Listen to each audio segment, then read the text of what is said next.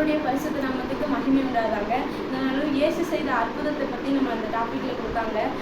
அவர் என்ன அற்புதம் செய்தாருங்கிறத விட அவர் என்ன அற்புதம் செய்யலைங்கிறது தான் நம்மளுக்கு கேள்விக்குறியாக இருக்கும். நீங்கள் வேதத்திலிருந்துன்னு பார்த்தா அநேக அற்புதங்களை தேவன் செஞ்சிருக்காரு. பழைய ஏற்பாட்டிலிருந்து புதிய ஏற்பாடு வரையும் கர்த்தர் செய்யாத அற்புதமே கிடையாது.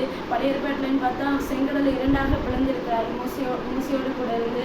அதுக்கப்புறம் பார்வோனின் சேனையை அவர் தகர்த்து போட்டார். இந்த மாதிரி நிறைய அற்புதங்களை கர்த்தர் செஞ்சிருக்காரு. புதிய ஏற்பாட்டையும் பார்த்தாலும் அவர் பிறப்புக்கு அப்புறம் அநேக அற்புதங்கள் ஆண்டவர் செய்திருக்காரு. அநேக மக்களுக்கு வேக்கும்படியாக, அநேக ஜனங்கள் மனம் திரும்பும்படியாக அநேக அற்புதங்கள் செய்திருக்காரு.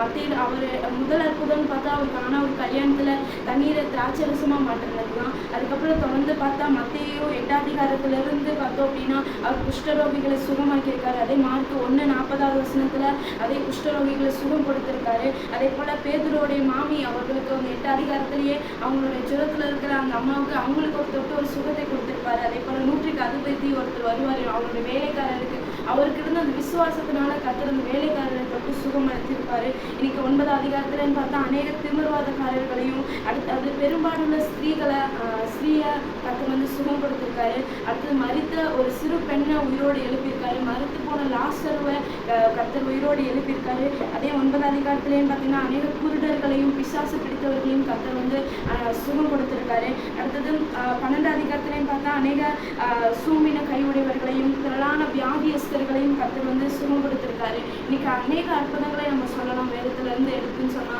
இன்னைக்கு அநேக அற்புதங்களை கண்ணால நம்ம இந்த வேதத்துல படிக்கிறோம். என்னுடைய குடும்பத்திலே எனக்கும் கர்த்தர் அநேக அற்புதங்கள் செய்திருக்காரு. அந்த எனக்கு செய்த அற்புதத்தினாலதான் நான் இந்த அளவுக்கு இந்த வாழ்க்கை வயசுல நான் வளர்ந்து வந்திருக்கிறேன். அவர் சொன்ன அற்புதம் தான் இன்னும் சொல்லிட்டே போகலாம். கர்த்தர் எனக்கு இந்த வாய்ப்பு கொடுத்ததுக்கு கொடான கொடி நன்றி.